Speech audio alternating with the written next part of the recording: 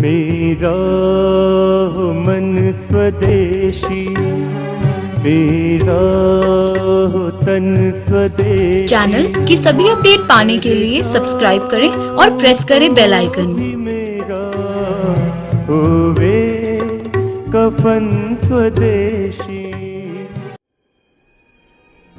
मैं भारत को भारतीयता की मान्यता के आधार पर फिर से खड़ा करना चाहता हूं, उस काम में लगा हूं।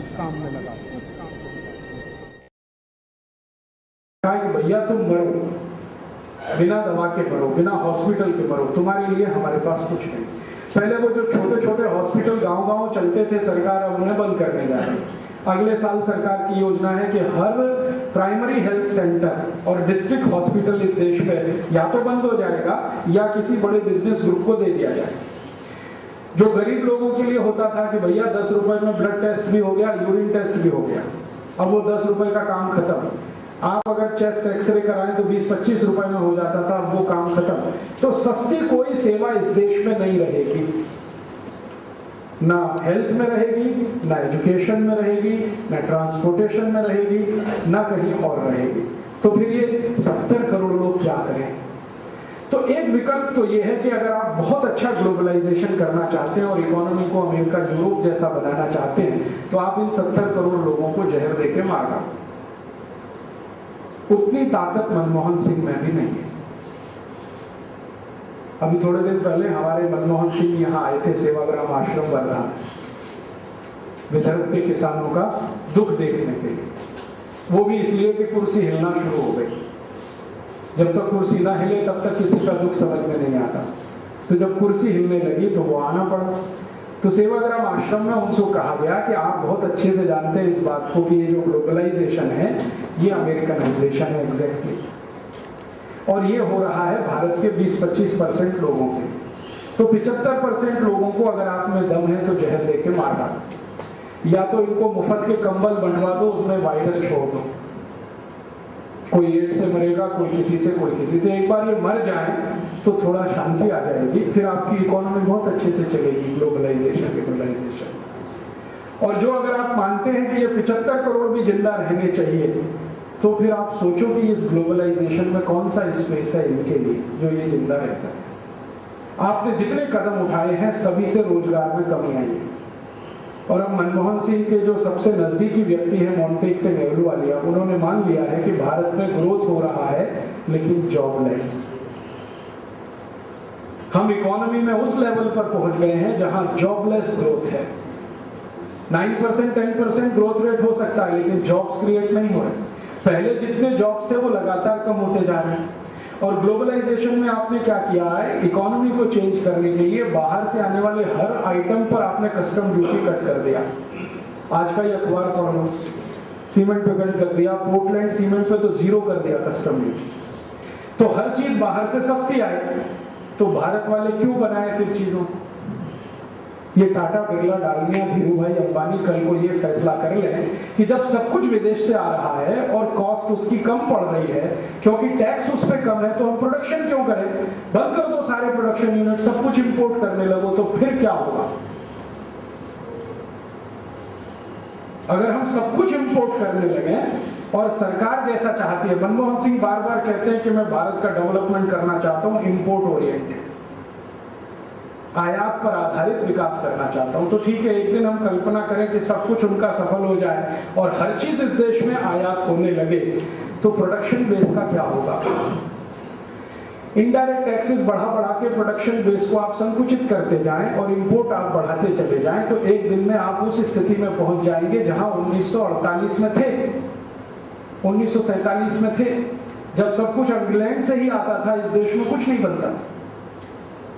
तो फिर back to the square one आ जाएंगे 60 साल, और सब कुछ बाहर से ही आएगा, तो यहां रोजगार खत्म, और रोजगार खत्म तो लोगों की परचेजिंग कैपेसिटी खत्म। तो वो खरीदेंगे क्या? मान लो सब आ भी गया और लोगों के पास पैसे ही नहीं है खरीदने के, क्योंकि रोजगार तो है नहीं, तो कहां से खरीदेंगे? क्या बिकेगा? तो अल्टीमेटली कोलैप्स हो जाएगी ये इकोनॉमी। और शायद इकोनॉमी कोलैप्स हो जाए तो मनमोहन सिंह, चिदंबरम जैसे लोग भाग जाएंगे अमेरिका, क्योंकि सबके पास अपना देश है। मनमोहन सिंह तो 15 साल अमेरिका में रहे भी, उनकी तीनों बेटियां अमेरिका में रहती हैं, कहीं सेटल हो जाएंगे। चिदम्बरम का बेटा अमेरिका में रहता है, वो वहां सेटल हो जाएगा। इस देश के हर बड़े पॉलिटिशियन का बेटा बेटी या तो यूरोप और अमेरिका में चले जाएंगे, और जिसके नहीं है उनके पास स्विस बैंक अकाउंट है, वो स्विट्जरलैंड में सेटल हो जाएंगे। परेशानी तो आपकी है और मेरी है, ना आप जा सकते ना मैं जा सकता हूँ, ना आपके पास स्विस बैंक अकाउंट है ना मेरे पास है, और करोड़ों किसानों की है जो ये देश छोड़ नहीं सकते। हमें सोचना चाहिए इस हिसाब से कि हम 110 करोड़ की आबादी के देश हैं, और 110 करोड़ की आबादी का देश ट्रेडिंग बेस नहीं हो सकता। ये मैं आपसे बहुत गहरी बात कहने का, 110 करोड़ की आबादी का देश ट्रेडिंग बेस नहीं हो सकता, मैन्युफैक्चरिंग बेस होना ही पड़ेगा। खाली व्यापार से हम जिंदा नहीं रह सकते। हांगकांग जिंदा रह सकता है खाली व्यापार पे, सिंगापुर जिंदा रह सकता है खाली व्यापार पे, ताइवान जिंदा रह सकता है खाली व्यापार पे, क्योंकि वो सिटी कंट्रीज हैं। जो छोटे देश होते हैं ना, यूरोप में और अमेरिका के आसपास 56 से ज्यादा देश हैं जो 1 करोड़ से कम आबादी के। यहाँ 1-1 करोड़ आबादी का एक शहर है हमारा, बंबई, दिल्ली, मद्रास, कलकत्ता। उनके यहाँ 1-1 करोड़ से छोटे देश हैं। फिनलैंड तो मुश्किल से 35 लाख लोगों का देश है। फिनलैंड, जहां की ये कंपनी है नोकिया, 35 लाख का देश है। उसका पड़ोसी 70 लाख वाला है, कोई 65 लाख वाला है, कोई 55 लाख वाला है। यूरोप में 2-3 देशों को छोड़कर, ब्रिटेन छोड़ दो, फ्रांस छोड़ दो, और थोड़ा बहुत जर्मनी, बाकी तो 1 करोड़ 1.5 करोड़ से नीचे वाले देश हैं सब। तो जो देश बहुत कम जनसंख्या वाले हैं वो ट्रेड बेस हो सकते हैं, वो व्यापार आधारित हो सकते हैं, और उनके लिए एक्सपोर्ट इंपोर्ट बहुत महत्वपूर्ण हो सकता है। लेकिन 110 करोड़ की आबादी का, 140 करोड़ की आबादी का चीन, 110 करोड़ की आबादी का भारत, ये तो ट्रेडिंग बेस नहीं है और हो भी नहीं सकते। और अगर हमने कोशिश की तो डूब जाएंगे। भारत में शॉपिंग मॉल्स का आना भारत को ट्रेड बेस कंट्री बनाने की साजिश का हिस्सा है। और ये जो शॉपिंग मॉल्स आ रहे हैं ना, केयरफोर का आएगा, या आप बोलेंगे जी ये हिंदुस्तान में से खरीदेंगे, उनके पास ऐसी कोई लायबिलिटी नहीं है कि वो हिंदुस्तान से खरीदें। सरकार ने उनको खुली छूट दे रखी है, जो दुनिया में जहां से उन्हें सस्ते से सस्ता मिलेगा वहां से खरीदेंगे। आपको मालूम है ये शॉपिंग मॉल्स जो अमेरिका के हैं वो अमेरिका की चीजें नहीं खरीद रहे हैं अपने यहाँ। अगर आप वॉलमार्ट की सभी दुकानों में चले जाइए अमेरिका में, तो 35 से 40% सामान तो चीन का भरा पड़ा है उनके। और उनसे बोलो कि भैया तुम तो अमेरिका में पैदा हुए हो, कुछ तो देशभक्ति दिखाओ, कहते हैं जी यहाँ देशभक्ति नहीं चलती है, यहाँ डॉलर चलता है।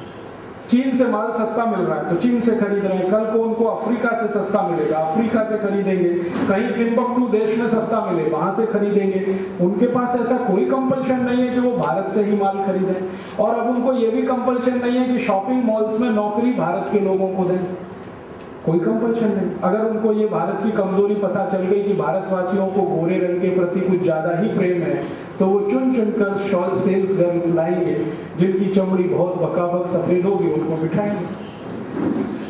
तो हमारे यहाँ बहुत सारे लोग तो कुछ भी खरीदने को ना जाए तो तफरी करने तो चले ही जाएंगे, चलो यार शॉपिंग मॉल से, भले कुछ नहीं खरीदे तो कुछ आंख सिकाई तो हो ही जाएगी, देख दाख तो लेंगे। इस मानसिकता का अगर उनको अंदाजा लग गया तो वो जरूरी नहीं है कि भारत के लोगों को रोजगार है, वो जरूरी नहीं है कि भारत की चीजों को खरीद कर अपने शॉपिंग मॉल्स में बेचें।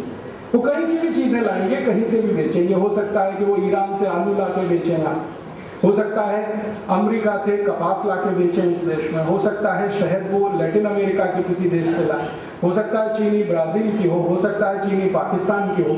तो वो जरूरी नहीं है कि आपके देश से चीजें खरीद के अपने शॉपिंग मॉल्स में रखें। वो तो ये कहेंगे जहां से भी सस्ते से सस्ता मिले और प्रॉफिट मार्जिन ज्यादा हो वहीं से खरीदेंगे। तो आपके यहाँ जो थोड़ा बहुत बेचने का भी तंत्र है वो खलास हो जाएगा। इन शॉपिंग मॉल से क्या क्या खत्म होगा, एक तो छोटी दुकानें 2 करोड़ हो जाएंगी। आपको मालूम है भारत के हर राज्य में कृषि उपज मंडी समिति होती है, ये सबसे पहले मरेंगे, क्योंकि ये जो कृषि उपज मंडी समिति वाले हैं ये किसानों से अनाज खरीदते हैं और बाजार में बेचते हैं। ये शॉपिंग मॉल्स वाले सीधे विदेशों से अनाज लाकर बेचने लगे। और ये कैसे चलेगा कि ऑस्ट्रेलिया की कंपनियां यहां से गेहूं खरीद के ले जाएंगी, वो फिर शॉपिंग मॉल्स में बिकने के लिए आएगा। यहाँ के किसान से डायरेक्ट वो गेहूं नहीं लेंगे, क्योंकि जिससे लेंगे उसकी बार्गेनिंग कैपेसिटी बढ़ती है ना, तो क्यों बढ़ाएं भारत के लोगों की बार्गेनिंग कैपेसिटी। और भारत की सरकार मजबूर होकर सारा गेहूं ऑस्ट्रेलियन कंपनियों को बेचेगी क्योंकि उनका टाई अप उसी के साथ है।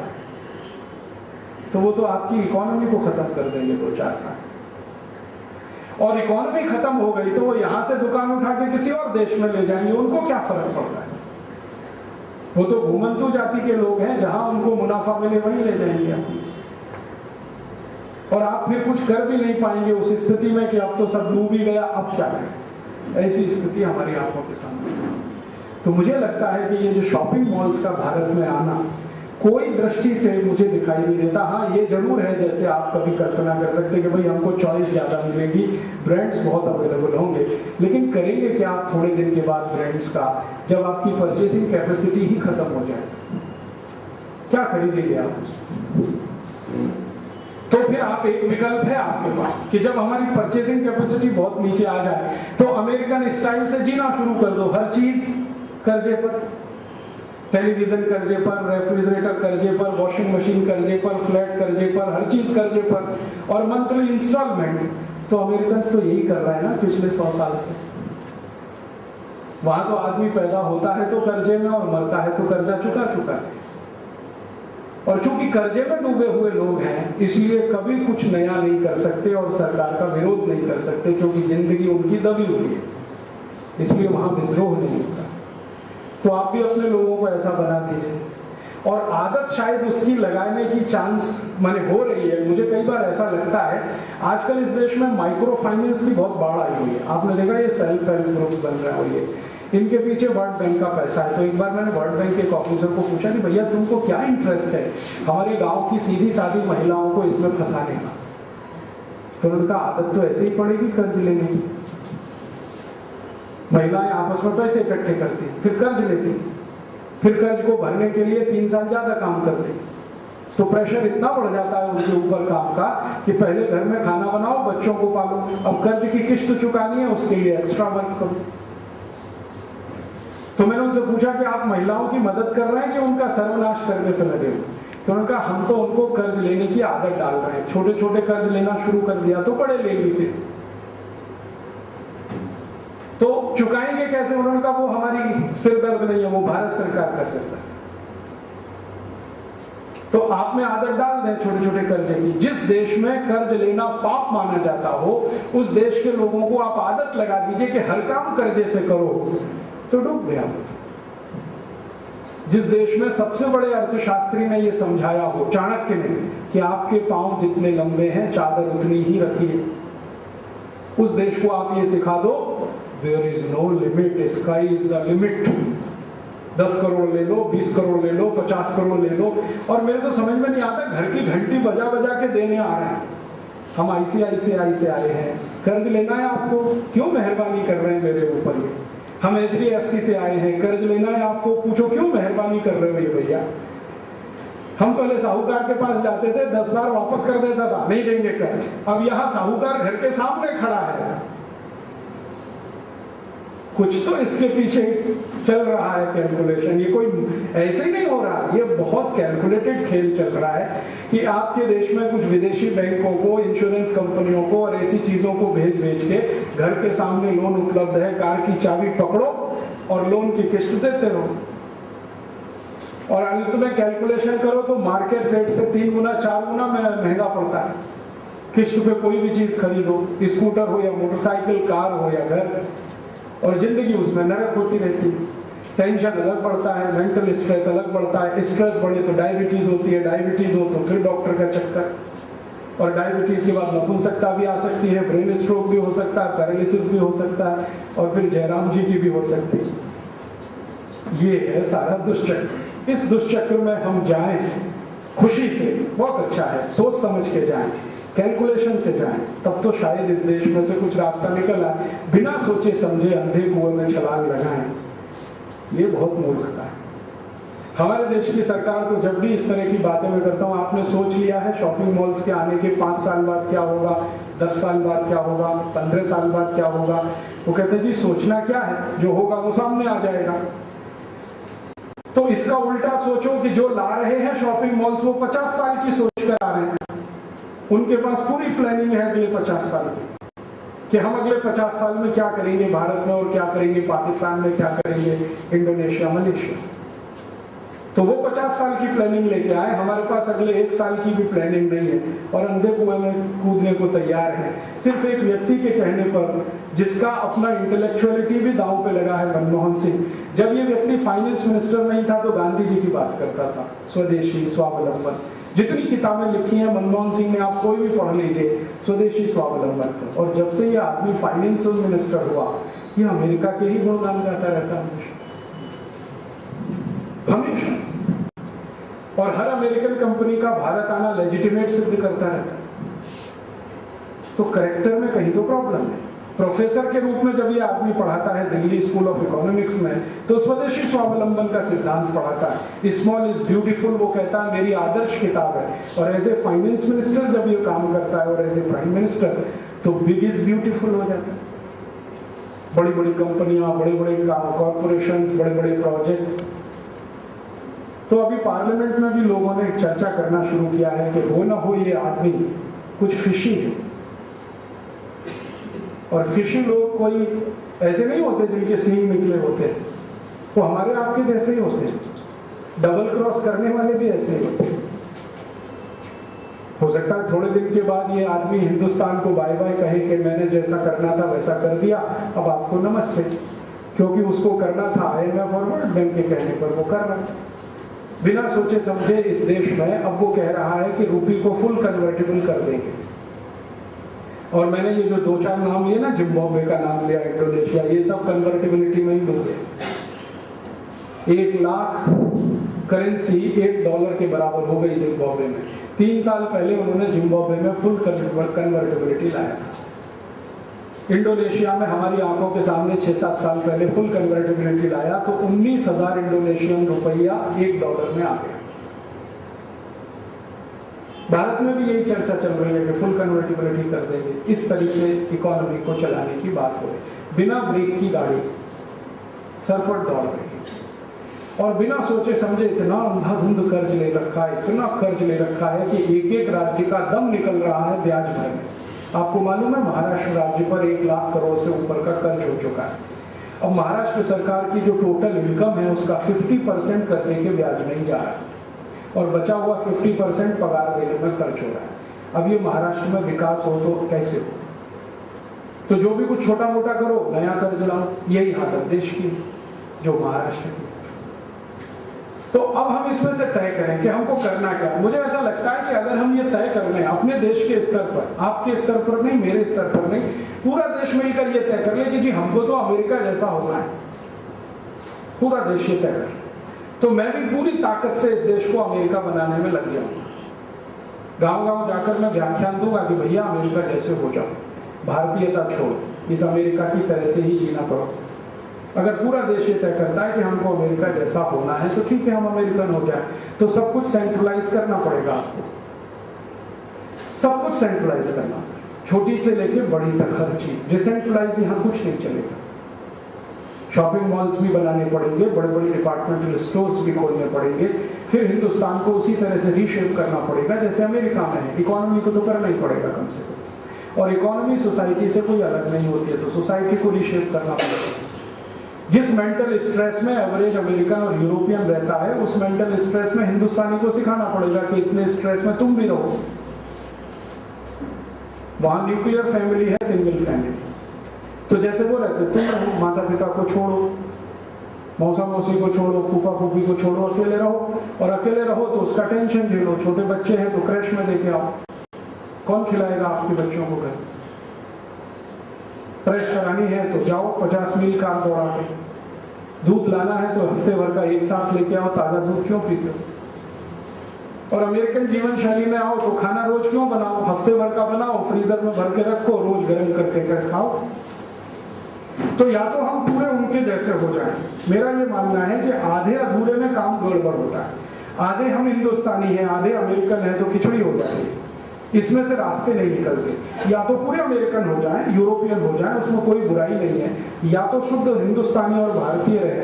ये बीच की खिचड़ी नहीं चलेगी कि 10-15% हिंदुस्तान तो अमेरिकन स्टाइल में जिए और 70-80% हिंदुस्तान गरीबी में रहे। तो फिर आपको वर्ग संघर्ष झेलना ही पड़ेगा और आतंकवाद और उग्रवाद बढ़ता ही जाएगा। आप ये कल्पना करके हमेशा सूरत किसानों को समझ में आ गया तो पूरे नागपुर को लूट ले जाएंगे, आप कुछ नहीं कर पाएंगे उसका। ना कोई पुलिस काम आएगी, ना आर्मी आपको कुछ कर पाएगी। पिछले 15 साल में ग्लोबलाइजेशन में जो सबसे खतरनाक चीज हुई है कि अमीर इतने अमीर हो गए हैं और गरीब इतने गरीब हो गए हैं, दोनों के बीच का जो डिफरेंस है वो 10,000 गुने से ज्यादा बढ़ गया। सबसे गरीब आदमी और सबसे अमीर आदमी के बीच में 10,000 गुने का अंतर आया पिछले 15 साल। हम इस देश में ऐसे भी लोगों को देख रहे हैं जो एक दिन में 70,000 80,000 एक दिन में नहीं कमा पाते और उसी में अपनी जिंदगी चलाने के लिए अभिशप्त है। तो समाज में दो वर्ग अगर आपने बना दिए, एक हैव नॉट्स का और एक हैव्स का, तो संघर्ष होना अवश्यम भावी है। उसमें कोई लॉ नहीं चलता है, कोई ऑर्डर नहीं चलता है, कोई आर्मी काम नहीं करती है, कोई मिलिट्री काम नहीं करती। नक्सलिज्म और उग्रवाद इस देश में जो बढ़ रहा है उसके पीछे एक बहुत बड़ा कारण है, वो ये आसाम में इतने ज्यादा नक्सलवादी क्यों खुंखार हो रहे हैं। वो कहते हैं जी 60 साल गुरुगढ़ जैसे शहरों में सब सुविधाएं, ये कैसे चलने वाला है। तो बंदूक चला रहे हैं, गोली चला रहे हैं, गांव वालों को भी सिखा रहे हैं, गांव वाले उनका साथ दे रहे हैं और पुलिस को पीछे डिफेंसिव होकर हटना पड़ रहा है। अब तो चीफ मिनिस्टर भी सरेंडर कर चुका है नक्सलवादियों के सामने आसाम। तो अगर आप इकोनॉमिक डिस्पैरिटी को मेंटेन नहीं रख सकते, अगर उसको बढ़ने ही देंगे तो थोड़े दिन में कोलैप्स हो जाएगा, सारा सिस्टम कोलैप्स हो जाएगा। और अगर इकोनॉमिक डिस्पैरिटी को आप कम करना चाहते हैं, ब्रिज करना चाहते हैं, तो आपको शायद इकोनॉमी का वो फेस देखना पड़ेगा जिससे भारत के सबसे अंतिम व्यक्ति को कोई लाभ होगा। गांधी जी को मैं अपना गुरु मानता हूं, मार्गदर्शक, उसका एक ही कारण है, उन्होंने एक ऐसा सूत्र दे दिया जो हमेशा हमारे लिए राइडर का काम करता है। गांधी जी बोल कर गए कि दुनिया में कोई भी काम करो तो सबसे पहले आंखों के सामने उस सबसे गरीब आदमी का चेहरा देखो कि तुम्हारे काम से उसको कुछ फायदा होने वाला है तो करना, और ऐसा लगता है कि उससे उसको कोई फायदा नहीं तो कभी मत करना। और ये उन्होंने मुझे नहीं कहा था, भारत के पहले प्रधानमंत्री जवाहरलाल नेहरू को कहा। नेहरू जी ने जब गांधी जी को पूछा कि मैं क्या करूं इस देश में अर्थव्यवस्था के स्तर पर, तो एक ही उत्तर दिया था कि भारत के सबसे गरीब आदमी का चेहरा देखकर पॉलिसी बनाओ, उसको कुछ फायदा होता है तो करो, नहीं होता है तो छोड़ो। ये बहुत गहरी बात वो बोलकर चले गए। आज भी हमें यही देखना है कि शॉपिंग मॉल्स को सामने रखें, सबसे गरीब आदमी को इसमें घुसने के लिए भी जगह है क्या? हमारा भिखारी, रिक्शा चलाने वाला, ऑटो चलाने वाला, तेल मालिश करने वाला, बाल काटने वाला, गांव का रहने वाला साधारण आदमी शॉपिंग मॉल में घुस सकता है, कुछ खरीदी कर सकता है? तो जरूर बनेगी। और अगर वो नहीं कर पाता है तो फिर ये 10-20 करोड़ हिंदुस्तानियों के लिए शॉपिंग मॉल बना दें और 70-80 करोड़ को खाने पीने को भी ना मिले, तो ज्यादा दिन ये शॉपिंग मॉल टिकेंगे नहीं, इनको कोई बम ब्लास्ट करके उड़ाएगा और इनको लूट कर ले जाएगा। कोई सिक्योरिटी कभी नहीं बचा सकती किसी भी देश को अगर उसके लोग एक बार तय कर लें कि हमें यही करना है। क्या आर्मी, क्या एयरफोर्स, क्या नेवल फोर्स। आर्मी है कितनी? मुश्किल से 55 लाख कुल मिलाकर, और भारत के लोग 110 करोड़, कहां कंट्रोल होगा? पुलिस की व्यवस्था कितनी है? भारत में 10,000 लोगों पे एक पुलिस है, कैसे मेंटेन करेगा? 10,000 लोग हैं, एक पुलिस वाला है, क्या लॉ एंड ऑर्डर मेंटेन कर लेगा? तो हम थोड़ा रियलिटी की दुनिया में आए और अपने शहर से थोड़ा दूर निकलकर गांव की दुनिया को देखें तो समझ में आएगा कि शॉपिंग मॉल की क्या उपयोगिता है। मैं जो कि भारत में घूमता हूँ, गांव-गांव जाता हूँ, 50% से ज्यादा समय मेरा गांव में बीतता है, तो मुझे लगता है कि इसकी कोई उपयोगिता नहीं है। उपयोगिता हो सकती है तो किसी और चीज की, वो ये कि ये छोटी छोटी दुकानें जो चल रही है 2 करोड़, इनकी संख्या हम बढ़ाएं, इनको थोड़ा एफिशिएंट कर लें, थोड़ी खराब दिखती है तो अच्छी कर लें, उनकी कोई स्पेशल ट्रेनिंग कर दो दुकान चलाने वालों की कि देखो भैया अभी तुमको ट्रेनिंग दी जाएगी, तुम थोड़े बेहतर तरीके से साफ सुथरे कपड़े पहनकर बैठो, साफ सुथरे तरीके से बातचीत करना शुरू कर लो, प्रेजेंटेशन करना सीख लो, तुम्हारी चीज कैसे प्रेजेंट की जाती है वो सीख लो, कुछ खराब उस पर कवर है तो कवर अच्छा चढ़ा लो। ये तो मेरे समझ में आता है कि 2 करोड़ दुकानदारों को कोई स्पेशलाइज ट्रेनिंग देके आप थोड़ा अच्छा बना दें, उनकी दुकानें भी सुंदर दिखने लगे, शोकेस भी उनके थोड़े सुंदर हो जाए, 2 करोड़ से 3 करोड़ कर दें। लेकिन ये समझ में नहीं आता कि 2 करोड़ को बिल्कुल साफ कर दें और उसकी जगह 2000 शॉपिंग मॉल्स खड़े कर। अभी एक आखिरी बात कह के मैं खत्म करता हूं। मैं थोड़े दिन पहले पूना में था, तो पूना में आजकल बहुत शॉपिंग मॉल्स खुले हुए, तो एक शॉपिंग मॉल में मैं गया जो अभी हाल में खुला है। मैंने उनसे पूछा, भाई एक दिन में बिजली कितनी जलाते हो, एक दिन में पानी कितना खर्च करते हो? तो उन्होंने कुछ कैलकुलेशन बताया। मैंने पैरेलल कैलकुलेशन किया कि पूना का एक शॉपिंग मॉल 24 घंटे में जितनी बिजली जलाता है उतना पूना में 2000 घरों में जलती है। एक शॉपिंग मॉल 24 घंटे में इतनी बिजली जलाती है। तो मैंने कहा, भाई इतनी बिजली क्यों जला रहे हो? तो उनका क्या करें, हमारा डिजाइन ही ऐसा है कि सूरज की धूप नहीं आती। मैंने कहा, महामूर्ख, जिस देश में सूरज फोकट में मिलता हो, सूरज की धूप फोकट में मिलती हो, तुमने डिजाइन ऐसा किया क्यों कि इसमें सूरज की धूप ही ना आए? ये मूर्खता कोई अमेरिका वाला करे, यूरोप वाला करे तो समझ में आता, क्योंकि 8 महीने सूरज निकलता ही नहीं है उनके देश। यहां रोज सूरज निकल रहा है, एवरीडे इज संडे। जिस हिंदुस्तान में, वहां ऐसा डिजाइन कर लिया शॉपिंग मॉल की अगर बिजली नहीं जलाए तो अंधेरा ही अंधेरा हो जाएगा। तब तो तुम नाश मार दोगे इस पूना का, क्योंकि एक शॉपिंग मॉल 2000 घरों की बिजली जलाने लगे तो बाकी 2000 घरों का क्या होगा? सरकार क्या कहेगी, पहले बिजली शॉपिंग मॉल को देंगे क्योंकि ये 10 रुपए यूनिट दे रहे हैं, घर वाला 3.5 रुपए यूनिट नहीं दे रहा, उसको बिजली मिलेगी नहीं। तो संविधान ने तो सबको बराबर के अधिकार दिए हैं सुविधाओं का उपयोग करने के लिए, तो शॉपिंग मॉल वाला बिजली जलाता रहे और 3000 घर वाले अंधेरे में बैठे हैं। तो मैंने कहा, ये ज्यादा दिन नहीं चलेगा, पत्थर से ही तोड़ देंगे तुम्हारे शॉपिंग मॉल को किसी दिन। तो कहने लगा, राजीव भाई आप ये बात बताने मत जाना किसी को कि हम इतनी बिजली जला रहे हैं कि 2000 घरों में जलती है। मैंने कहा, मैं तो बताऊंगा, मेरा मुंह कैसे रोकोगे? तो मैं तो इसी काम के लिए पैदा हुआ हूं। और एक शॉपिंग मॉल इतनी बिजली जला रहा है, 17 शॉपिंग मॉल पूना में खुल चुके हैं, उनकी कुल बिजली अगर आप कैलकुलेट करें तो 17 में 2000 का गुणा 34,000 फैमिलीज की बिजली शॉपिंग मॉल जला है। फिर मैंने पूछा, पानी कितना खर्च कर रहे हो?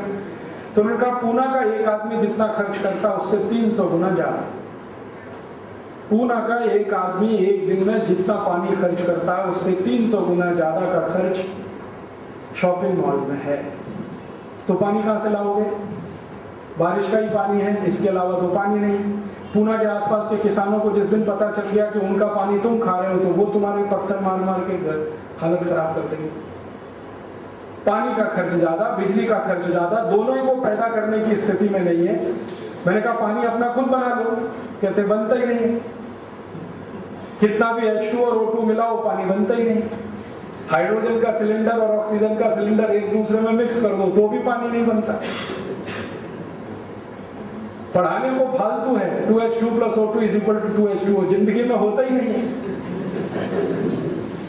पानी तो बारिश से ही आता है और वो भी नपातुला आता है, और बारिश भी लगातार कम हो रही है, पीने के पानी की जरूरतें बढ़ रही हैं। और मुझे तो सबसे ज्यादा तकलीफ ये होती है कि पूना, मुंबई, दिल्ली जैसे शहरों में कुछ लोग जितना पानी अपने फ्लश में गिरा देते हैं उतने में हिंदुस्तान में 5 लाख हेक्टेयर खेती में चावल लगता है। जितना पानी एक बार हम यूरिनल में जाके पुश बटन करके गिरा देते हैं शहर में रहने वाले लोग, उतने में 5 लाख हेक्टेयर में चावल पैदा होता है।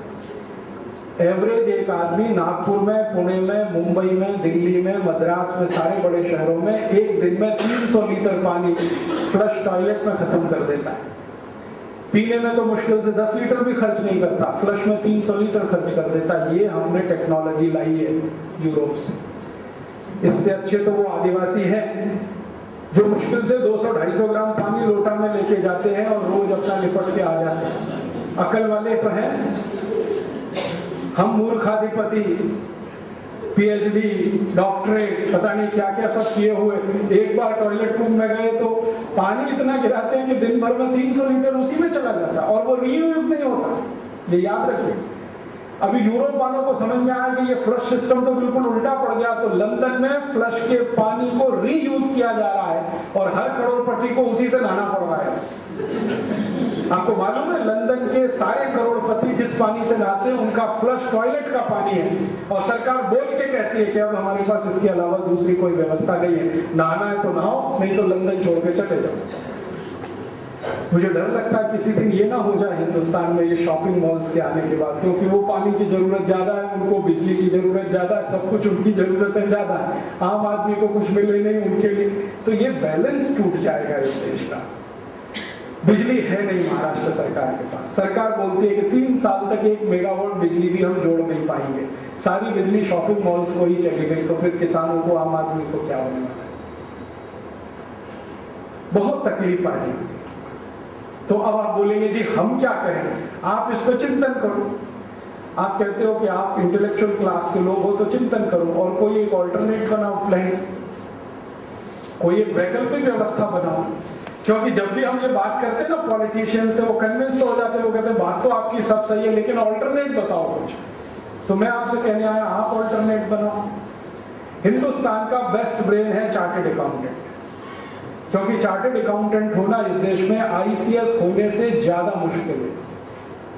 आईसीएस होना बहुत आसान है, मैं आपको बता देता हूं, 4 किताबें बता देता हूं, ठीक से पढ़ लो, 10 साल के अनसॉल्व पेपर ले लो और आप आईसीएस पास कर लोगे, ये गारंटी से मैं बताता हूं। आईसीएस होना बहुत आसान है, आईपीएस होना उससे भी ज्यादा आसान है, आईएफएस होना और भी आसान है। चार्टर्ड अकाउंटेंट होना बड़ा मुश्किल काम है, क्योंकि मैंने देखा है चार्टर्ड अकाउंटेंट लोगों को पढ़ाई करते हुए दिमाग खराब हो जाता है। 5 साल 6 साल 7 साल जिंदगी जो है कचूमर निकल जाता है। तो इतना अच्छा ब्रेन, और आपका ही ब्रेन है जिसको मल्टीनेशनल हायर करते हैं, 10-20-50 हजार या लाख रुपए महीने पे आप उनके लिए काम करते हैं और बेस्ट प्लानिंग बना के देते हैं। तो मुझे ऐसा लगता है कि आप 1-8 लाख रुपए में उनके लिए काम करें तो देश के लिए क्यों नहीं काम कर सकते? तो आप कहेंगे जी देश पैसा थोड़ी देगा, लेकिन देश आपको सम्मान तो देगा। सम्मान तो पैसे से बड़ा होता है ना। हर व्यक्ति जिसके पास बहुत पैसा है, मैं उसको पूछूं आप क्या चाहिए तो कहता है सम्मान चाहिए, तो मैंने कहा वो तो बिना पैसे में मिलता है, उसके लिए पैसा कमाने की जरूरत नहीं है। आप समाज के लिए काम करने लगो, देश के लिए काम करने लगो, इतना सम्मान मिलेगा। आप बोलोगे जी पानी चाहिए तो लोग दूध पिलाएंगे, आप बोलोगे दूध चाहिए तो बासुंदी खिलाएंगे, आप कहेंगे कि मुझे जाने के लिए कार चाहिए तो आपके लिए चार्टर्ड प्लेन देने के लाते कि आप काम तो करो देश के लिए। इस देश में सम्मान उन सबको मिलेगा जो काम देश के लिए करे। तो आप देश के लिए एक ऑल्टरनेट प्लानिंग करो। मेरा तो ये कहना है कि ये जो मनमोहन सिंह की प्लानिंग है, इसके पैरेलल एक प्लानिंग करो कि इस देश में मनमोहन सिंह कहता है कि 10% का ग्रोथ रेट हम लाएंगे, तो आप एक ऐसी प्लानिंग करके दो कि 10% का ग्रोथ रेट हम भी ला सकते हैं दूसरे तरीके से, जिसमें भारत भी बचा रहे, भारतीयता भी बची रहे, भारत के किसान भी बचे रहे, आगे बढ़े, भारत के उद्योग भी चलते रहे, छोटे व्यापारी, छोटे लोग मरे नहीं और आगे बढ़े, तो भी हम 10% ग्रोथ रेट ला सकते हैं। इसमें आपका ब्रेन लगे और ये कोई ड्राफ्टिंग आप करो तो मैं पूरे देश में लाउड स्पीकर की तरह से उसको बोलूंगा। मैं बोलूंगा कि देखो नागपुर के चार्टर्ड अकाउंटेंट्स ने ये प्लान किया है पूरे देश की इकोनॉमी के लिए। आप थोड़ी हिम्मत करो, एक ऑल्टरनेट बजट बनाओ। चिदम्बरम का एक बजट, हमारा दूसरा बजट है, ये ऑल्टरनेट बजट है। आप उनकी जो टैक्स प्लानिंग है ना, उसके पैरेलल आपकी टैक्स प्लानिंग बनाओ, और ये सब हम कर सकते हैं, इसमें कुछ मुश्किल नहीं। थोड़ा ब्रेन को आप स्टॉर्म करेंगे, ब्रेन स्टॉर्मिंग 2-4 सेशन करेंगे तो एक ऑल्टरनेट प्लान इकोनॉमी के लिए, बजट के लिए, सब कुछ हम बना सकते हैं। वो देश के सामने हम प्रेजेंट करेंगे, देखो ये ऑल्टरनेट है। मनमोहन सिंह कई बार क्या झूठ बोलता है, देयर इज नो ऑल्टरनेट, बोलता है यही रास्ते पे चलना है, भले कुएं में गिरे, कहता यही ऑल्टरनेट है, ही नहीं कोई ऑल्टरनेट मेरे पास। तो आप जवाब तो दो कि हाँ देयर इज ऑल्टरनेट है। टैक्स स्ट्रक्चर ऐसा हो सकता है, प्लानिंग ऐसी हो सकती है, तो भी ग्रोथ रेट आपका कम नहीं होगा। ऐसा एक ऑल्टरनेट हम बनाएं। मैं भी आपके साथ थोड़ी बहुत उसमें मदद कर सकता हूं, ज्यादा तो नहीं लेकिन थोड़ी बहुत कर सकता हूं। हम सब मिलकर एक बड़ा ड्राफ्ट कर सकते हैं, पूरे देश के सामने उसका प्रेजेंटेशन हो सकता है। जैसे उदाहरण के लिए हम हिंदुस्तान को रीशेप करें, इकोनॉमी को रीडिजाइन करें, तो उसमें सबसे पहला पॉइंट कि सारे इनडायरेक्ट टैक्सेस को मर्ज कर दें। एक छोटा सा सुझाव, मान लीजिए पूरे जितने इनडायरेक्ट टैक्सेस को हम मर्ज करते हैं, सिंगल पॉइंट टैक्स करते हैं, उसका कुछ नाम रखते हैं, ट्रांजैक्शन टैक्स या एक्स वाई जेड, फिर आप देखो इकोनॉमी कैसी होती है। अभी इनडायरेक्ट टैक्सेस 64 है, सबको मर्ज कर दो, 1 पॉइंट टैक्स कर दो।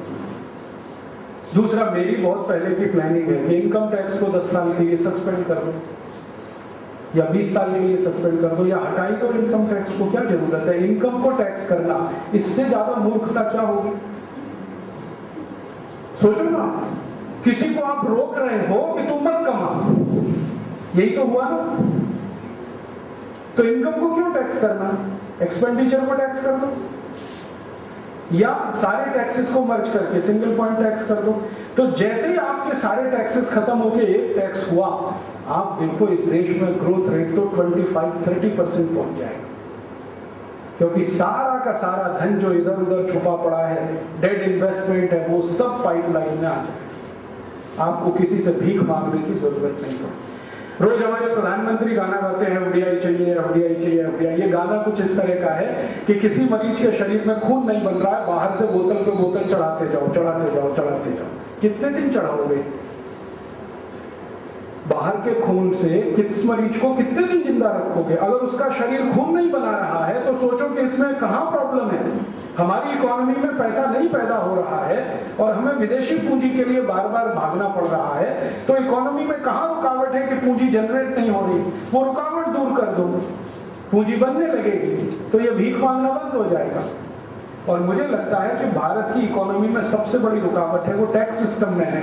इतना कॉम्प्लिकेटेड टैक्स सिस्टम जो भारत का है दुनिया में शायद किसी देश का नहीं है। जो जो देशों ने टैक्स सिस्टम सिंप्लीफाई किया है वो सब बहुत तेजी से आगे बढ़े हैं हमारी आंखों के सामने। हम भी टैक्स सिस्टम को सिंप्लीफाई करें, बहुत आराम से ये होगा। दूसरा, भारत से जो काला धन बाहर जा रहा है ब्लैक मनी के रूप में स्विस बैंकों में, इसको वापस मंगा दें, रास्ते बंद कर दें काले धन के ले जाने के। एक ही रास्ता, इनकम टैक्स खत्म कर दो, धन काला रहेगा ही नहीं तो बाहर जाएगा ही। जिसके पास जितना पैसा है या तो वो मार्केट में लगाएगा, धंधे बढ़ाएगा, उत्पादन बढ़ाएगा, व्यापार बढ़ाएगा, नहीं तो मजा करेगा, तो खर्च करेगा, तो भी पैसा इकोनॉमी में आएगा, और नहीं तो जमा करेगा तो बैंकों के पास आएगा, बैंक उस पैसे को देश के लिए उपयोग कर लेंगे। तो ये इंटरनलाइजेशन होगा इकोनॉमी का। और अंग्रेजों के जमाने के बनाए हुए टैक्स के कानून, इंडियन इनकम टैक्स एक्ट 1860 का अभी भी चल रहा है, एक्साइज ड्यूटी अंग्रेजों के जमाने की अभी भी चल रही है। ये इतने पुराने कानून चलाने की कोई जरूरत नहीं है, बदल दो। विदेशी कंपनियों के लिए रात दिन नए नए कानून बन रहे हैं, लेकिन अंग्रेजों के बनाए हुए सारे कानून अभी भी चल रहे हैं। तो आपके लॉज और रेगुलेशंस में लिबरलाइजेशन करो, इंटरनल लिबरलाइजेशन करो, टैक्स सिस्टम को मर्ज करके सिंगल पॉइंट कर दो, फिर आप देखो इस देश की इकोनॉमी खुद पैसा पैदा करने लगेगी। एक आध कोई और काम हो सकता है, 1000 रुपए का नोट हमने चला दिया, इसको बंद कर दो, 100 रुपए से ऊपर का कोई नोट नहीं होगा इस देश की इकोनॉमी। आप जानते हैं अमेरिका कितनी लिबरलाइज इकोनॉमी है, फिर भी उनके पास $100 से ऊपर का नोट नहीं। क्यों नहीं? सोच समझ के उन्होंने रखा है। वो कहते हैं नोट जितने बड़े होते हैं ब्लैक मनी उतनी ज्यादा, तो नोट छोटे कर दो। मैं तो कहता हूं 100 रुपए का भी क्यों, 50 रुपए का कर दो। तो इस तरह के बहुत सारे काम हम कर सकते हैं। और एक्साइज ड्यूटी आप कम करो, कस्टम ड्यूटी मत करो कम। इंटरनल इंडस्ट्रियलाइजेशन करना है तो एक्साइज ड्यूटी कम करो, कस्टम ड्यूटी कम करके तो सत्यानाश हो जाएगा इंडस्ट्रीज का। तो इस तरह के कुछ काम करके एक ऑल्टरनेटिव मॉडल हम पूरे देश के सामने रखें तो सामान्य लोगों को पता चलेगा कि yes there is a alternate, ये ऑल्टरनेट है। तो इसका माने मनमोहन सिंह झूठ बोल रहा है, झूठ बोल रहा है तो लोग फिर उसका समाधान कर लेंगे कि क्या करना है इस आदमी का। हाँ, 2-3 साल में इलेक्शन आ रहा है तो वो कर लेंगे अपना हिसाब किताब कि ये आदमी हमें नहीं चाहिए जो इतना झूठ बोलता है। There is no alternate. कितने ऑल्टरनेट हैं इस देश में? तो ऐसा कुछ अगर हम करें तो बहुत अच्छा होगा। और चलते चलते एक छोटी सी बात की, अगर आप मानते हैं कि आपको अमेरिकन हो जाना चाहिए तो हो जाइए, उसमें कोई तकलीफ की बात नहीं, लेकिन पूरे हो जाइए, आधे अधूरे नहीं। जैसे आजकल मैं देखता हूँ ना, पिताजी का नाम राम दयाल, माता जी का नाम गायत्री देवी, बेटा जो है टिंकू, तो टिंकू के हिसाब से राम दयाल और गायत्री देवी को बदल दीजिए, और या राम दयाल और गायत्री देवी को टिंकू बदल लेना चाहिए। ये खिचड़ी मत करिए, आधे अमेरिकन आधे हिंदुस्तानी। आप अगर अमेरिकन होते तो ईमानदारी से हो जाइए और फिर अपेक्षा मत करिए कि बीवी आपको गरम गरम रोटी बना के दे, क्योंकि अमेरिका में कोई बना के नहीं देती। और ये भी अपेक्षा मत करिए कि वो आपके प्रति विश्वास पात्र रहे, क्योंकि अमेरिका में एक्स्ट्रा मैरिटल अफेयर्स नॉर्मल है। वो एक फ्राइडे को किसी के साथ जाती है, दूसरे फ्राइडे को किसी और के साथ जाती है। आपको मालूम है अमेरिका में बोलते हैं 3 W का कोई भरोसा नहीं है, वाइफ, वेदर, मौसम का कोई भरोसा नहीं है, पत्नी का भी भरोसा नहीं, और तीसरा है वेल्थ। कल करोड़पति थे, आज करोड़पति हो जाएंगे। तो आप भी भारत में मान लीजिए पत्नी का भरोसा नहीं है, बच्चों का भी नहीं। बच्चे आपको चांटा मार दें तो उसमें अफसोस मत करिए, क्योंकि अमेरिका के बच्चे माँ बाप को पीटते रहते हैं, गोली भी मार देते हैं। हाँ, आपको मालूम है, गोली मार देते हैं पिताजी, क्योंकि पिस्तौल वहां पर ऐसे मिलती है जैसे खिलौने मिलते हैं। पिस्तौल को किसी भी दुकान में से कोई भी खरीद सकता है, खिलौने जैसे खरीदता है। पिताजी से थोड़ा बड़बड़ हुई, निकाला, शूट कर दी। अमेरिका की जेलों में सबसे ज्यादा बच्चे ही बंद हैं क्राइम के। फिर आप तैयार रहिए, सबसे ज्यादा रेप केसेस अमेरिका में है, तो यहाँ भी होंगे। मोलेस्टेशन सबसे ज्यादा अमेरिका में होता है, यहाँ भी होगा। अमेरिका में प्रति 1000 व्यक्ति पर 1 पुलिस है, तब भी हाईएस्ट क्राइम अमेरिका में है। भारत में 10,000 लोगों पर 1 पुलिस है, तभी भी लोएस्ट क्राइम भारत में है। तो इसको रिवर्स कर दीजिए, हाईएस्ट क्राइम हो इस देश में। आप घर से बाहर निकलें, कोई भी आपको चाकू मार के कुछ भी छीन के ले जाए, तो आप उसमें रोइएगा ये मत, क्योंकि ये अमेरिका है। आपके 2 बच्चे हैं, लड़की है और लड़का है, 15-17 साल की उम्र में एक दूसरे से शारीरिक संबंध बना ले, तो रोइएगा ये मत, क्योंकि अमेरिका में भाई बहन संबंध बना लेते हैं। वो टीचर के साथ भी बना लेते हैं। स्टूडेंट्स और टीचर के फिजिकल रिलेशंस हैं। और फिर आप रक्षाबंधन छोड़ दीजिए, वैलेंटाइन डे शुरू कर दीजिए। अमेरिकन होना है ना, तो रक्षाबंधन तो छोड़ना ही पड़ेगा, वैलेंटाइन डे में ही जाना पड़ेगा। और अमेरिका जैसा होना है तो पत्नी को मिडी पहनाइए, स्कर्ट पहनाइए, साड़ी में पहनने का आग्रह क्यों? क्योंकि अमेरिका यूरोप में सभी महिलाएं स्कर्ट पहनती हैं, आप भी करिए।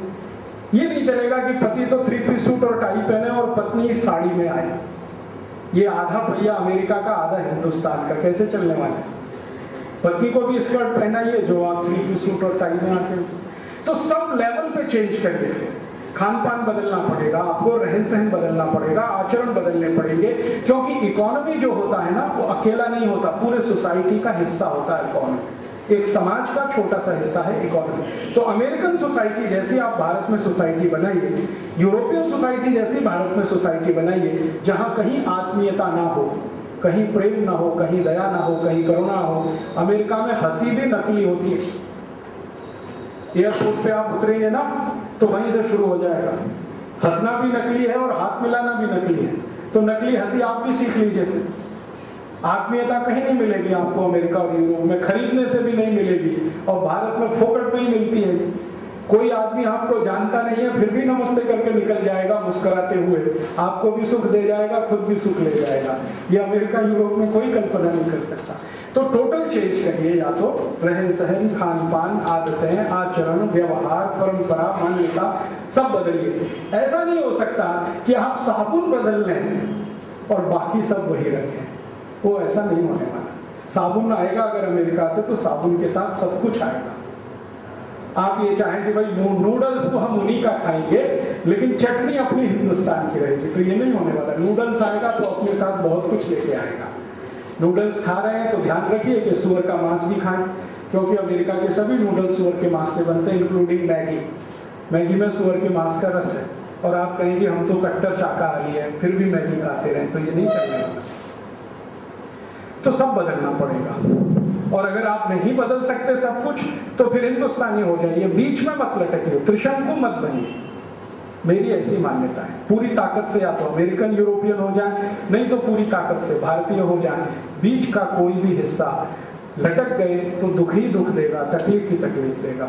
तो शॉपिंग मॉल्स बनाने हैं तो जरूर बनाइए, लेकिन अमेरिकन इकोनॉमी लाइए फिर इस देश में।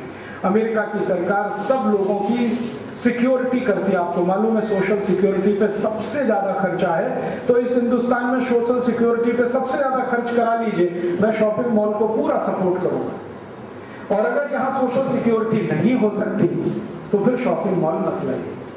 ये कहकर मैं खत्म करता हूँ मेरे व्याख्यान को। आपके कुछ प्रश्न हो तो उनका उत्तर देने की कोशिश करूंगा। कोई सजेशन हो तो आप जरूर मुझे दीजिए, और आपके पास कुछ सब्सटेंशियल है मुझे देने के लिए तो आपका स्वागत है। धन्यवाद।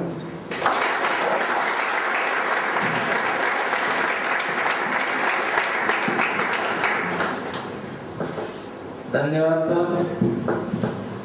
बहुत ही सुचारू, सुंदर और स्टैटिस्टिकल एनालिसिस के साथ आपने आज का विषय यहाँ प्रस्तुत किया।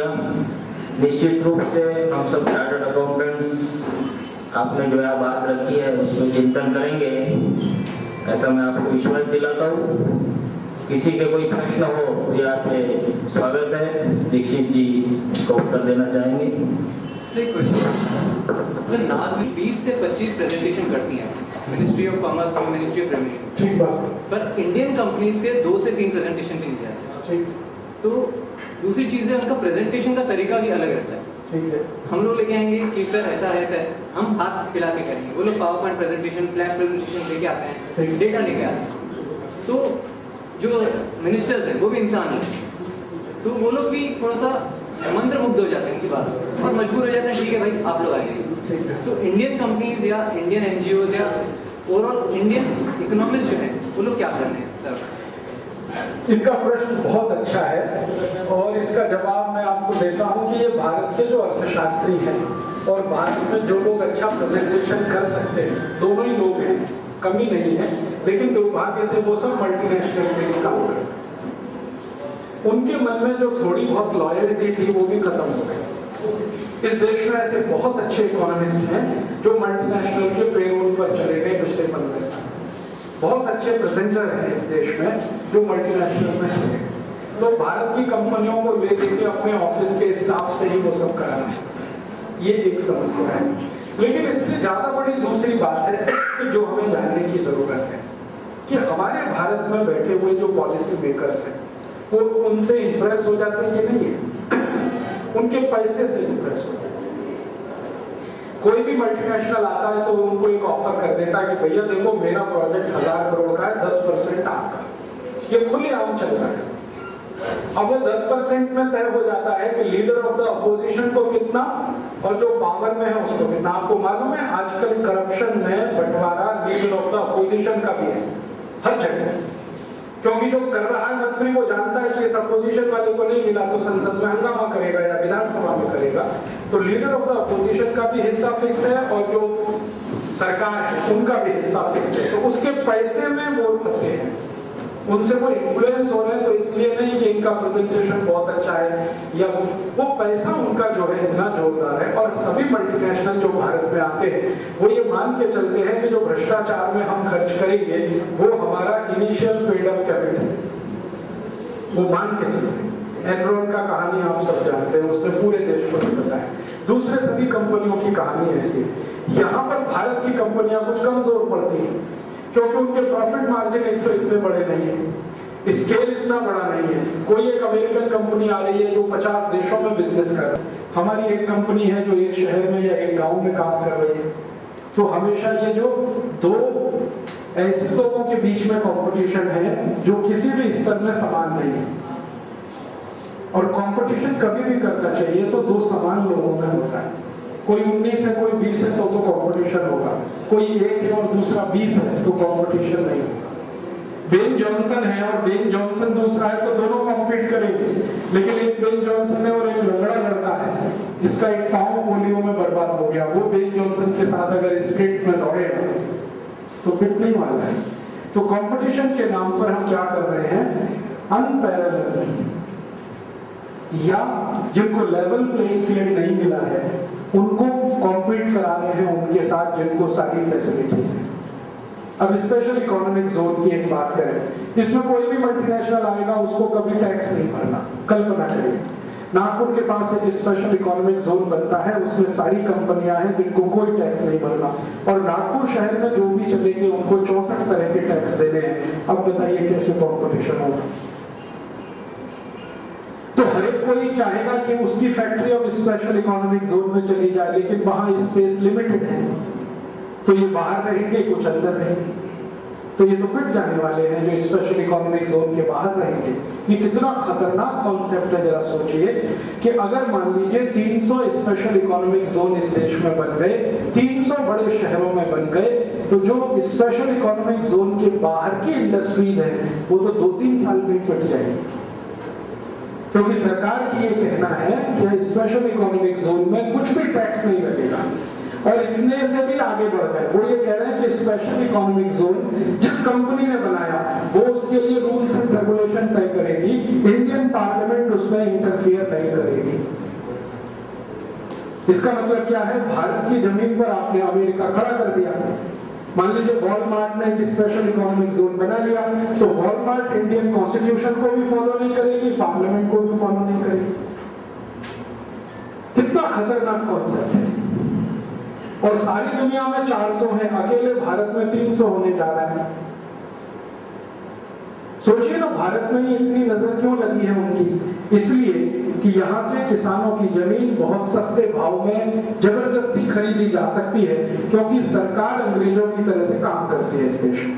अंग्रेज जमीन छीनते थे, एक अंग्रेज अधिकारी था, उसका नाम था डलहौजी, उसने लैंड एक्विजिशन एक्ट लाया और मार मार के सारी जमीन उसने किसानों से छीनकर ईस्ट इंडिया कंपनी को दे दिया। अब वही काम मनमोहन सिंह कर रहे हैं या विलासराव देशमुख कर रहे हैं कि किसानों से जमीनें छीन रहे हैं, डंडा मार रहे हैं, लाठी चला रहे हैं, गोलियां चला रहे हैं, किसान मर रहे हैं, और वो जमीनें कौड़ी के भाव में विदेशी कंपनियों को या भारत की कंपनियों को बेची जा रही है। अब कोर्ट इसमें हस्तक्षेप ना करे, उसके लिए इन नेताओं ने कितनी चालाकी की है कि लैंड एक्विजिशन को 9th शेड्यूल में डाल रखा है, जिसमें कोई पिटीशन भी एडमिट नहीं हो सकती। इतनी चालाकी की है कि लैंड एक्विजिशन का पूरा मामला हमारे कॉन्स्टिट्यूशन के 9th शेड्यूल में है, और 9th शेड्यूल के बारे में ये स्पष्ट है कॉन्स्टिट्यूशन में कि कोई भी सुप्रीम कोर्ट और हाई कोर्ट रोक देता है। श्रीमती इंदिरा गांधी को किसी हिंदुस्तानी आदमी ने रगड़ कर दिया। इंदिरा गांधी के बारे में कहा जाता था कि उनकी कुर्सी को कोई हिला नहीं सकता। इस देश के नागरिकों ने उनकी जमानत जब्त करा दी थी, और इंदिरा गांधी को माफी मांगनी पड़ी थी लोगों से कि मेरे जीवन की सबसे बड़ी गलती थी कि मैंने इमरजेंसी लगाई। माफी मांगी, लिखित माफी मांगी संसद से, और मौखिक पूरे देश से, तब लोगों ने दोबारा स्वीकार किया। तो इस देश की जनता में ताकत तो है, बशर्ते कि कोई उसको सूचना दे। 1975 में जयप्रकाश नारायण निकले, अपना घर बार सब छोड़कर लोगों को मोबिलाइज कर दिया, लोग खड़े हो गए। फिर कोई निकलेगा, फिर लोग मोबिलाइज हो जाएंगे, फिर खड़े हो जाएंगे। इंफॉर्मेशन लोगों तक पहुंचे, सूचनाएं पहुंचे। बहुत सारी चीजें तो हमें भी खुद नहीं मालूम है। बहुत लोग नहीं जानते कि स्पेशल इकोनॉमिक जोन को इंपोर्ट किया, इसका माने देश के अंदर देश बना दिया आपने। कितनी खतरनाक स्थिति है, सोचिए। देश के अंदर एक दूसरा देश तैयार हो रहा है, और कल को अमेरिका हमारे खिलाफ बमबारी करे, कल्पना करो, तो पूरा स्पेशल इकोनॉमिक जोन अमेरिका के साथ। ये फार्मूला जो ज्यादा शिक्षित लोग हैं या एक लिमिट से ज्यादा जो अमीर लोग हैं उन तक ही सीमित है। जो उससे नीचे के तबके के लोग हैं उनको उस ज्ञान का भी पता नहीं है। मैं खुद जैसा मैं समझता हूँ, मुझे प्राइवेट लिमिटेड कंपनी रजिस्टर करानी है, तो मुझे समझने के लिए, उस फार्मूले को समझने के लिए 50 जगह चक्कर लगाने पड़ते हैं। या सामान्य वर्ग जो है, जिसे अपन ऐसा कह सकते हैं कि निम्न वर्ग या मिडल से जो निम्न है, उससे जो वो लोग हैं उनको उस चीज के बारे में जानकारी नहीं है।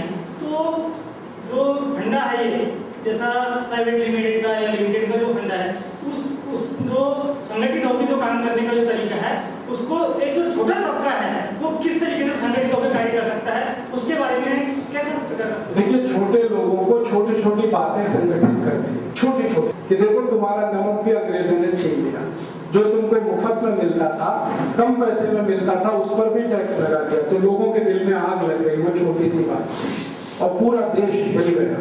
तो ऐसी ही कुछ छोटी छोटी बातें लोगों को हम समझाने लगे, तो फिर उनमें आग लग सकती है और फिर देश को वो हिला सकती है।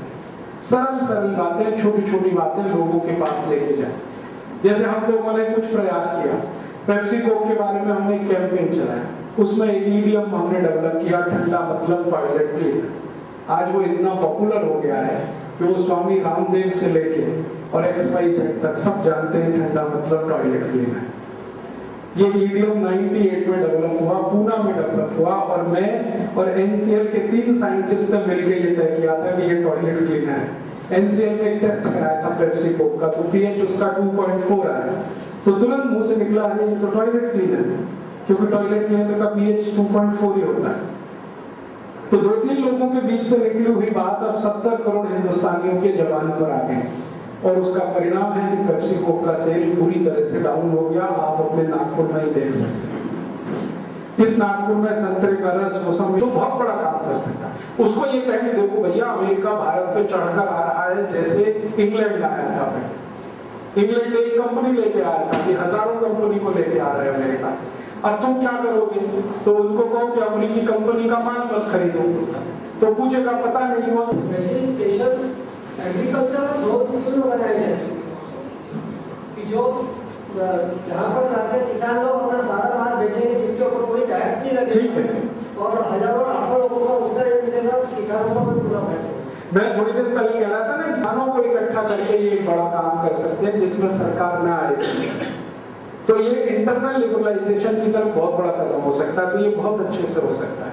किसानों को एक साथ हम लाएं, कारीगरों को एक साथ लाएं।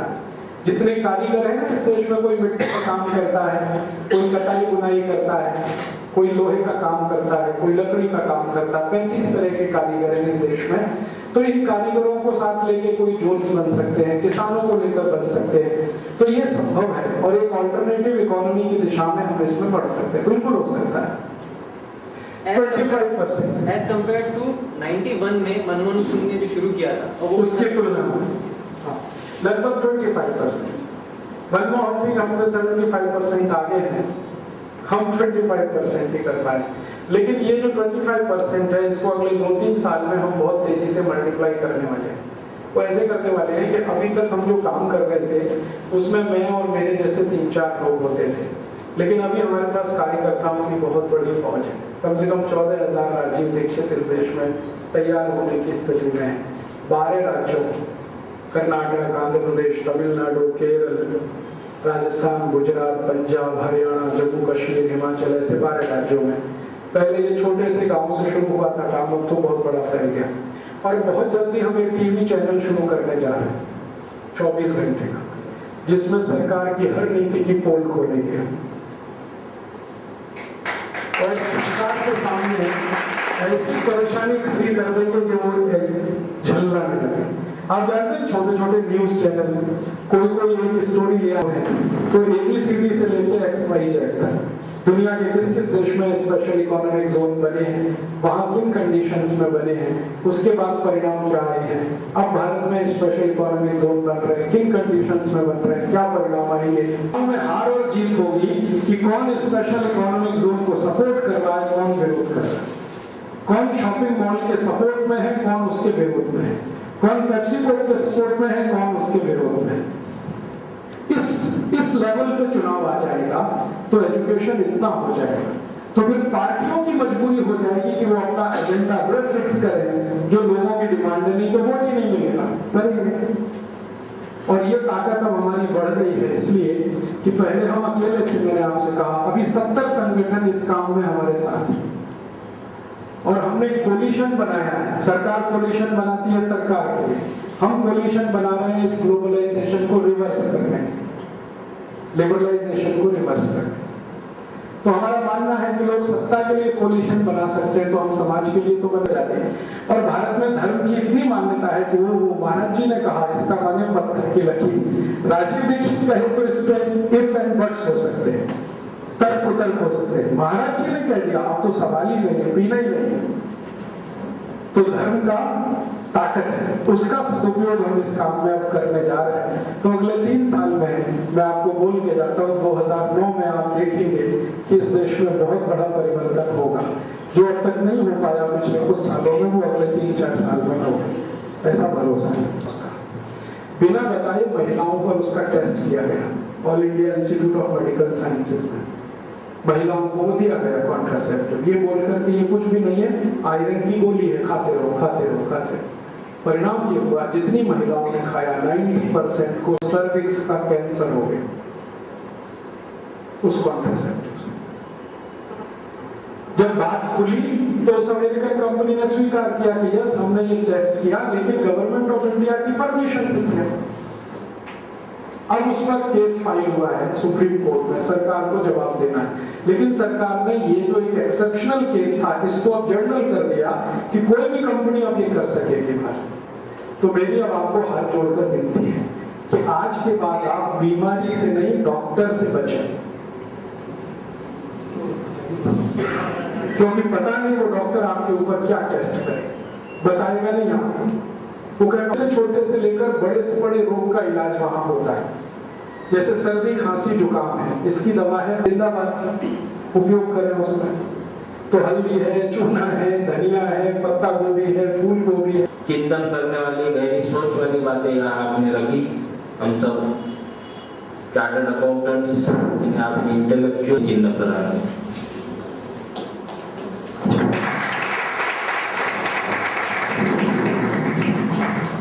और यह मेरे लिए सौभाग्य की बात है, मुझे शुक्रिया अदा करने का मौका है। सबसे पहले मैं श्री राजीव दीक्षित हम सबसे स्पेशल इकोनॉमिक जोन्स हूँ। मैं आप धन्यवाद सर। मैं सभी से निवेदन करता हूँ कि नीचे अल्पवाद का कार्यक्रम है वहाँ आए, और किसी को कुछ बात पूछनी है, कुछ रह गया है